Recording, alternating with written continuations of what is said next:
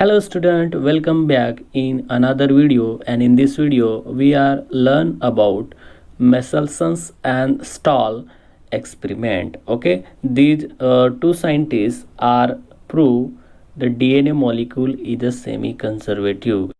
तर विद्यार्थी मित्रांनो, लास्ट टाइम आपण ज्यावेळेस replication of DNA he concept शिकलो होतो त्यावेळेस आपण काय सांगितलं की DNA मॉलिक्यूल ज्यावेळेस सिंथेसाइज होत असतो त्यावेळेस त्याच्यामध्ये 50% हे पॅरेंटल स्ट्रँड असतात आणि 50% जो आहे तर तो न्यूली सिंथेसाइज DNA असतो.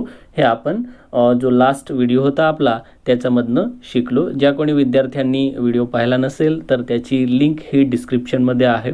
तुम्ही डिस्क्रिप्शनमध्ये जा आणि मागचा जो व्हिडिओ आहे तर तो तुम्ही पाहू शकतात. आणि लेटेस्ट व्हिडिओसाठी तुम्ही अगोदर चॅनलला सबस्क्राईब करा आणि सबस्क्राईब केल्यानंतर बेल आयकॉनला प्रेस करा, जेणेकरून तुम्हाला लेटेस्ट जे व्हिडिओ आहे तर ते विदाऊट लिंक तुम्हाला त्या ठिकाणी यूट्यूबवर किंवा तुमचं जे अकाउंट आहे त्याच्यावर उपलब्ध होतील.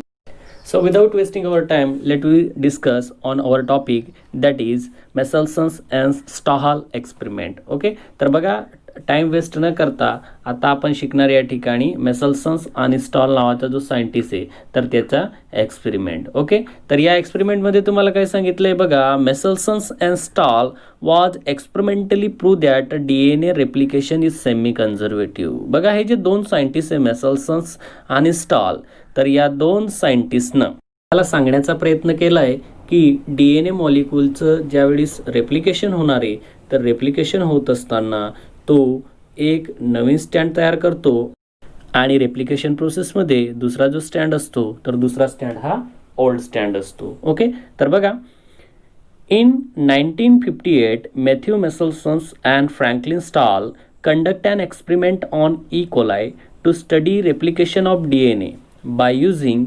Equilibrium density gradient centrifugation technique. बघा 1958 मध्ये मेसल्सन आणि स्टॉल यांनी ई कोलाई नावाचा जो बॅक्टेरिया आहे तर या ई कोलाई नावाच्या बॅक्टेरियाचा वापर करून DNAचं रेप्लिकेशन कशा प्रकारे होते याच्यासाठी त्यांनी एक एक्सपेरिमेंट मांडला. आणि या एक्सपेरिमेंटमध्ये त्यांनी जी टेक्निक यूज केलेली तर त्या टेक्निकचं नाव आहे बघा इक्विलिब्रियम डेन्सिटी ग्रेडियंट सेंट्रिफ्युगेशन. ओके, आणि या ठिकाणी इक्विलिब्रियम डेन्सिटी ग्रेडियंट सेंट्रिफ्युगेशनमध्ये जो पदार्थ यूज केला जाणार आहे तर तो पदार्थ आहे बघा सेजियम क्लोराईड. लक्षात CaCl. तर चला आपण एक्सपेरिमेंट जो आहे तर एक्सपेरिमेंटच्या बाबतीत शिकून घेऊ. या ठिकाणी for a experiment they use N15 and N14 two isotopes of nitrogen which is based on their densities by centrifugation in cesium chloride. Simply काय आहे बघा एक्सपेरिमेंटमध्ये की मेसल्सन आणि स्टॉलच्या एक्सपेरिमेंटमध्ये जे दोन आयसोटोप यूज केले जाणारे हे दोघं आयसोटोप्स या ठिकाणी जे अमोनियम क्लोराईड असणार आहे तर त्या अमोनियम क्लोराईडचा जो नायट्रोजन आहे तर त्या नायट्रोजनवर असणारे एका अमोनियम क्लोराईडवरच्या नायट्रोजनवर N15 असणारे म्हणजे आयसोटोप जो आहे तर तो N15 असणारे आणि दुसऱ्या अमोनियम क्लोराईडवर N14 असणारे. जो N15 ते तर तो हेवी आयसोटोप आहे आणि 14 जो आहे तर तो लाईट आयसोटोप आहे. ओके, आणि आपल्याला माहिती आहे की नायट्रोजन जो आहे तर तो काय करणार या ठिकाणी DNAचं जे स्टँड आहे तर त्याच्यामध्ये महत्त्वाचा भाग बजावत असतो. मग काय करायचं आहे, DNAचा जो स्टँड आहे तर त्या DNAच्या स्टँडला सेपरेट करून या ठिकाणी ज्यावेळी DNAचा स्टँड सेपरेट होईल अशा वेळेस हेवी आयसोटोप जो आहे तर तो DNAच्या स्टँडला जाऊन बसेल आपल्याला माहिती. ओके, म्हणून या ठिकाणी तुम्हाला सांगितलं आहे की सेंट्रिफ्युगेशन प्रोसेसमध्ये सेजियम क्लोराईडचा वापर करून हे जे दोन आयसोटोप्स आहे तर या दोन आयसोटोप्समध्ये त्यांची जी वेगवेगळी डेन्सिटी तर तिच्यावर त्या ठिकाणी एक्सपेरिमेंट कंडक्ट करण्यात आलेला आहे. ओके, तर बघा Meselson and Stahl culture E coli in a medium containing ammonium chloride having isotope 15 over many generation. बघा मेसल्सन आणि स्टॉलनं काय केलेलं आहे, ई कोलाई नावाचा जो बॅक्टेरिया आहे त्याच्यासाठी मीडियम तयार केलं आहे आणि त्या मीडियममध्ये अमोनियम क्लोराईड यूज केलं आहे. आणि हे जे अमोनियम क्लोराईड आहे तर याच्यामध्ये जो नायट्रोजन आहे तर त्याच्यावर कोणता आयसोटोप आहे N15. आलं लक्षात, N15 म्हणजे हेवी आयसोटोप आहे. आणि हे जे मीडियम तयार केलेलं आहे हे सेव्हरल जनरेशनसाठी यूज केलेलं आहे, मेनी जनरेशनसाठी त्या ठिकाणी यूज केलं जाणार आहे. नेक्स्ट बघा, as the result N15 was integrated into bacterial DNA. पुढे जाऊन काय होत असते की हे जे मीडियम आहे तर या मीडियममध्ये जो N15 आयसोटोप यूज केला होता तर तो N15 आयसोटोप कुठं इंटिग्रेटेड झाला आहे, कुठं ट्रान्समिट झालेला आहे, बॅक्टेरियाचा DNA मध्ये. ओके, इथपर्यंत लक्षात आलं. आता पुढे बघा, later they alter N15 medium with N14. त्याच्यानंतर काय केलं आहे त्यांनी की जो ई कोलाय होता त्या ई कोलायचा DNA मध्ये आता कोणता आयसोटोप आलेला आहे, N15. आलं लक्षात. मग ते N15 आता कशामध्ये, बॅक्टेरियाचा DNA मध्ये. ओके, मग हा बॅक्टेरिया कोणासोबत बदलला या ठिकाणी, अल्टर केला आहे. आता अल्टरनेट कोणासोबत, कोणत्या आयसोटोप सोबत केलेलं आहे, N14 सोबत. म्हणजे जे अमोनियम क्लोराईड आहे तर त्या अमोनियम क्लोराईडमध्ये आता काय असणार आहे, N14 असणार आहे. आणि जो बॅक्टेरिया आहे तर त्या बॅक्टेरियामध्ये N15चा आयसोटोप असणार. आता तुम्ही म्हणणार की बॅक्टेरियामध्ये N15चा आयसोटोप कसा आला, तर सिम्पली तुम्हाला सांगितलं की ज्यावेळेस ई कोलाई बॅक्टेरियाचं कल्चरिंग होत होतं त्यावेळेस त्याला कोणत्या मीडियममध्ये ठेवण्यात आलं होतं, N15चा मीडियममध्ये ठेवण्यात आलं होतं. जे सोल्युशन त्या ठिकाणी यूज केलेलं होतं अमोनियम क्लोराईड, तर हे अमोनियम क्लोराईडवर जो आयसोटोप होता तर तो कोणता होता, N15 होता. ओके, मग त्याच्यानंतर N15 जो आहे तर आता बॅक्टेरियाच्या DNA मध्ये गेला आहे. सेम तोच बॅक्टेरिया नेक्स्ट जनरेशनसाठी M14 असलेल्या आयसोटोप सोबत कल्चरिंग केला जाणार आहे. आलं लक्षात. म्हणजे ज्या बॅक्टेरियाच्या DNA मध्ये आता कोणता आयसोटोप आलेला आहे, N15, तोच बॅक्टेरिया नेक्स्ट 20 मिनिटसाठी यूज केला जाणार आहे. चला तर या ठिकाणी आपण डायग्रामच्या मदतीने समजून घेण्याचा प्रयत्न करू. ओके, तर बघा, हा जो सुरुवातीला तुम्हाला एक कोनिकल फ्लास्क दिसतोय ज्याच्यामध्ये तुम्हाला N15 नावाचा आयसोटोप दिसणार आहे. हा N15 नावाचा आयसोटोप कोणत्या सोल्युशनमध्ये असणार आहे, अमोनियम क्लोराईडचं जे सोल्युशन आहे तर त्याचा जो नायट्रोजन आहे तर त्या नायट्रोजनवर कोणता आयसोटोप असणार आहे, हा N15. आलं लक्षात. मग N15 आयसोटोप असलेलं जे अमोनियम क्लोराईड आहे तर त्याच्यामध्ये कशाला कल्चर करायचं आपल्याला, बॅक्टेरिया ई कोलाई. ज्यावेळेस आपण N15 आयसोटोप असलेल्या सोल्युशनमध्ये ई कोलाई नावाच्या बॅक्टेरियाला कल्चर करतो त्यावेळेस जे N15 आयसोटोप आहे तर ते N15 आयसोटोप बॅक्टेरियाच्या DNA मध्ये इंटिग्रेटेड होत असतात, म्हणजे बॅक्टेरियाच्या DNA मध्ये जात असतात. आलं लक्षात.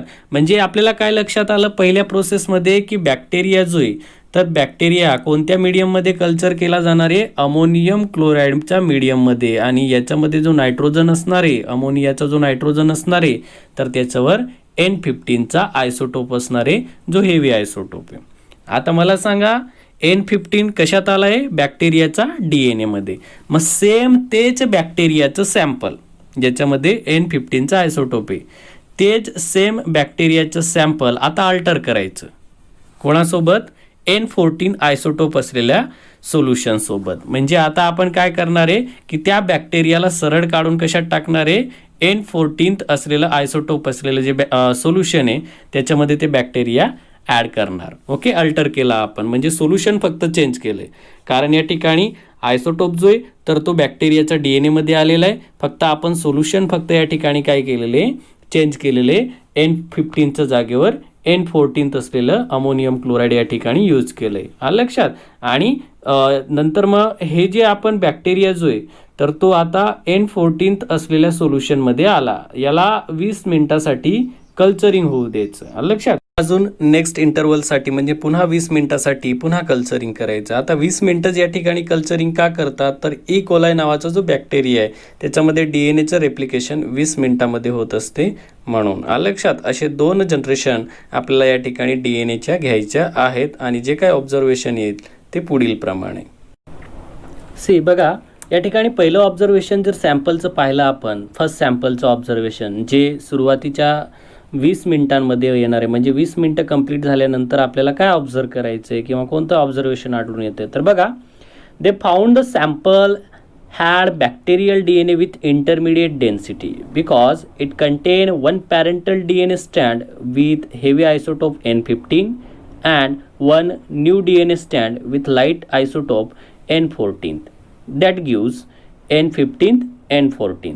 बघा, या ठिकाणी पहिलं ऑब्झर्वेशन आपल्याला सुरुवातीच्या 20 मिनिटांमध्ये काय करायचं आहे की ज्यावेळेस 20 मिनिटं कंप्लीट होतील 20 मिनिटं कंप्लीट झाल्यानंतर आपण काय पाहणार या ठिकाणी सॅम्पल घेणार आहे त्या कोनिकल फ्लास्कमधनं.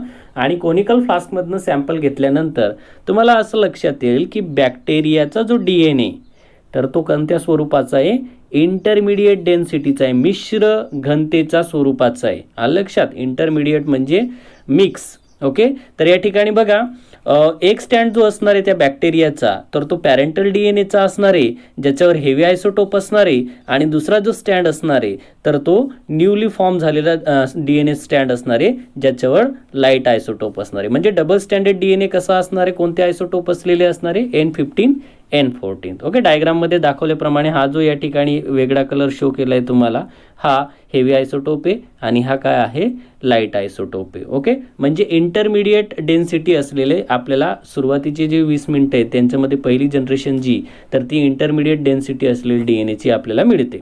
ओके, आता पुन्हा हे जे 20 मिनिटं कंप्लीट झाली, पुन्हा आपल्याला नेक्स्ट 20 मिनिटाची त्यांची जनरेशन बघायची, सेकंड जनरेशन. तर बघा सेकंड सॅम्पल जे तर ते आपल्याला आफ्टर 40 मिनिट चेक करायचं. आता 40 मिनिट का सांगितले, सुरुवातीचे 20 मिनिटं पुन्हा दुसरे 20 मिनिटं, म्हणजे किती मिनिटं झाले, 40 मिनिट्स. तर बघा, they observe sample containing DNA with both intermediate and light density in a same proportion. Second जे सॅम्पल या ठिकाणी 40 मिनिटानंतर चेक केलं जाते, तर या सेकंड सॅम्पलमध्ये त्यांना काय आढळून आलंय की DNA जो बॅक्टेरियाचा जो DNA तर त्याच्यामध्ये both intermediate and light density same प्रपोर्शननं आढळून आहे. सारख्याच प्रमाणात इंटरमिडिएट डेन्सिटी पण आणि लाईट डेन्सिटी पण आढळून आली. सुरुवातीला काय सांगितलं तुम्हाला, N15 आणि N14 ही काय इंटरमिडिएटची डेन्सिटी आणि N14 ही कशाची डेन्सिटी आहे, लाईटची डेन्सिटी. हे केव्हा आढळून आली, आफ्टर 40 मिनिट्स. ओके, म्हणजे सेकंड जो सॅम्पल आहे त्याच्यामध्ये. हे का आढळून आलं बरं, because it content equal amount of N15 N14 hybrids DNA that is intermediate and N14 that is light DNA. बघा या ठिकाणी सेकंड जे सॅम्पल आहे तर सेकंड सॅम्पल ज्यावेळेस आपण 40 मिनिटानंतर कलेक्ट करून ऑब्झर्व करतो तर अशा वेळेस दोन जे स्टँड आहे तर ते इंटरमिडिएट DNAचे आढळून येणार आहे ज्याच्यावर कोणकोणते आयसोटोप असणार, N14 N15. ओके, आणि दोन जे स्टँड आहे तर ते कसे असणार आहे, लाईट असणार आहे. आलं लक्षात, ज्याच्यावर कोणते आयसोटोप असणार आहे, N14. Okay, so what we concluded from this experiment. Okay, the conclusion is there. From the observation experiments result, Michelson and Stahl concluded that DNA molecule can replicate semi-conservative. पहिला निष्कर्ष या ठिकाणी काय निघाला आहे की जे मेसल्सन्स आणि स्टॉलचे एक्सपेरिमेंट आहे तर त्या एक्सपेरिमेंटचा रिझल्ट आणि ऑब्झर्वेशनवरनं काय लक्षात आलंय की DNA मॉलिक्यूल ज्यावेळेस त्याची डुप्लिकेट कॉपी तयार करतो तर तो कशा प्रकारे तयार करतो, सेमी कन्झर्वेटिव्हली. म्हणजे एक न्यू स्टँड असणार, एक ओल्ड स्टँड असणार आहे. बघा, these inquiries of semi-conservative nature of DNA or copying of the cell didn't end here. या ठिकाणी काय सांगितलंय तुम्हाला की ही जी सेमी कन्झर्वेटिव्ह DNAचं जे नेचर आहे किंवा डुप्लिकेट कॉपी तयार करण्याची जी प्रोसेस आहे तर ती इथंच संपली नाही. Taylor and colleagues conduct another experiment on Vicia faba bean which again prove that replication of DNA is semi conservative. म्हणजे बघा, मिसल्सन्स आणि स्टॉल नंतर पुन्हा अजून टॉयलर आणि त्याचे जे सहकारी तर त्यांनी फावा बीन नावाची जी वनस्पती तर या वनस्पतीवर सेम एक्सपेरिमेंट रिपीट केला आणि त्यांनी सुद्धा या ठिकाणी सांगितलं की DNAचं जे रेप्लिकेशन आहे तर ते कशा प्रकारे घडून येत असते, सेमी कन्झर्वली. लक्षात, 50% नवीन स्टँड असणार, 50% ओल्ड स्टँड असणार. चला तर विद्यार्थी मित्रांनो, आपण डायग्रामच्या मदतीने समजून घेऊ. इन शॉर्टली एकदम सिंपल आहे, काय एवढं त्या ठिकाणी विशेष नाही. बघा, हा बॅक्टेरिया इकोलाई, या बॅक्टेरियाला काय करायचं आपल्याला, जे अमोनियम क्लोराईड आहे ज्याच्यावर कोणता आयसोटोप असणार आहे, N15, याच्यासोबत कल्चर करायचं आहे. याच्यासोबत कल्चर केल्यानंतर आपल्याला काय लक्षात आलं आहे की हा जो N15 आयसोटोप आहे तर हा N15 आयसोटोप आता बॅक्टेरियाचा DNA मध्ये इंटिग्रेटेड झालेला आहे. म्हणजे आपण म्हणणार आहे समाविष्ट झाला आहे. लक्षात, मग आता हा जो बॅक्टेरिया आहे या बॅक्टेरियाचा DNA ज्यावेळेस आपण सेजियम क्लोराईड सोबत सेंट्रीफ्यूज करत असतो. म्हणजे हे जे सॅम्पल आहे तर या सॅम्पलला सेजियम क्लोराईड नावाचं जे ग्रॅडियंट आहे त्याच्यासोबत सेंट्रीफ्युगेशन घडवून आणत असतो, स्पिन करतो.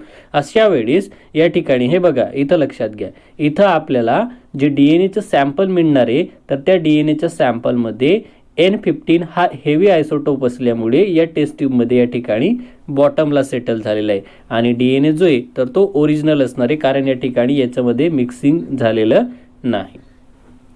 सेकंड थिंग काय करायची आपल्याला की हा जो बॅक्टेरिया आहे तर या बॅक्टेरियाला आपल्याला दुसऱ्या सोल्युशनमध्ये ॲड करायचे ज्याच्यामध्ये आयसोटोप असणार आहे N14.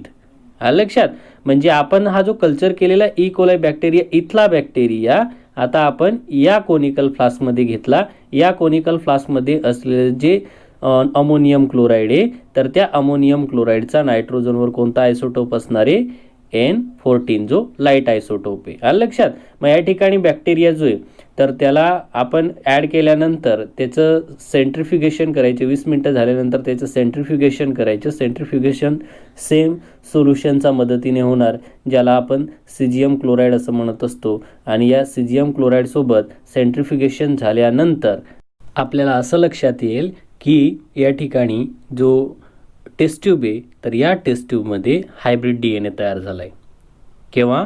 20 मिनिटानंतर. कारण ई कोलाई जो आहे तर या ई कोलायमध्ये DNAचं रेप्लिकेशन किती मिनिटात होते, 20 मिनिटात. आणि या हायब्रिड DNAमध्ये आपल्याला 2 प्रकारचे जे आयसोटोप्स आहे तर ते पाहायला मिळत आहे. N14 पण आहे, N15 पण आहे. या ठिकाणी बघा, हा जो लाईट कलर आहे हा N14चा आहे, हा जो हेवी कलर आहे हा N15चा आहे. ओके, हे पाहिलं आपण पहिलं ऑब्झर्वेशन. ओके, दुसरं ऑब्झर्वेशन काय करायचं आपल्याला, सेकंड जनरेशन जी, तर सेम सेकंड जनरेशन आपल्याला या ठिकाणी तोच बॅक्टेरिया पुन्हा जे अमोनियम क्लोराईड आहे ज्याचा आयसोटोप हा 14th असणार आहे त्या अमोनियम क्लोराईडमध्ये पुढचे 20 मिनटं पुन्हा ग्रो करायची. लक्षात, म्हणजे आता एकत्रित 40 मिनटं झालेत. बरं, मग पुढचे 20 मिनटं ज्यावेळेस आपण ते सॅम्पल ग्रो करतो, ग्रो केल्यानंतर 40 मिनिट्सला आपण ते सॅम्पल सेंट्रीफ्यूग करणार आहे. कशाच्या मदतीने? सिजियम क्लोराईडच्या मदतीनं. लक्षात, आणि सॅम्पल सेंट्रीफ्यूज केल्यानंतर आपल्याला टेस्ट ट्यूबमध्ये या ठिकाणी 2 लाईट DNA स्टँड दिसतात आणि 2 हायब्रिड DNA स्टँड दिसत असतात. ओके, बघा या ठिकाणी डायग्राममध्ये शो केलेले. ओके, हे 2 जे तर हे लाईट जे आपण म्हणणारे DNA स्टँड असणारे आणि हे जे 2 आहे तर हे काय आहे, हेवी स्टँड किंवा आपण म्हणणारे इंटरमिडिएट स्टँड म्हणणारे. ओके, ज्यांच्यामध्ये या ठिकाणी इंटरमिडिएट स्वरूपाचा DNA मॉलिक्यूल आपल्याला पाहायला मिळतोय. ओके, म्हणजे याच्यावरनं काय लक्षात आले आपल्याला की ज्या वेळेस सेलचं डिव्हिजन होणार, त्या सेलमध्ये DNAचं डिव्हिजन होणार, अशा वेळेस जुन्या DNA पासनं जो एक स्टँड वेगळा होणार आहे तर तो वेगळा स्टँड पुन्हा नवीन स्टँड तयार करत असतो. म्हणून रेप्लिकेशन जे तर ते काय असणार आहे, सेमी कन्झर्वेटिव्ह आहे. ओल्ड स्टँड 50% पार्टिसिपेट असतो आणि न्यू स्टँड 50% पार्टिसिपेट असतो. हे या ठिकाणी नेसल्सन आणि स्टॉलचा एक्सपेरिमेंटनं प्रूव्ह केलं. त्याच्यानंतर टॉयलरनं सुद्धा प्रूव्ह केलेलं आहे हे, आणि हे एक सिंपल पद्धतीनं मी तुम्हाला प्रूव्ह करण्याचा प्रयत्न केला आहे. ओके.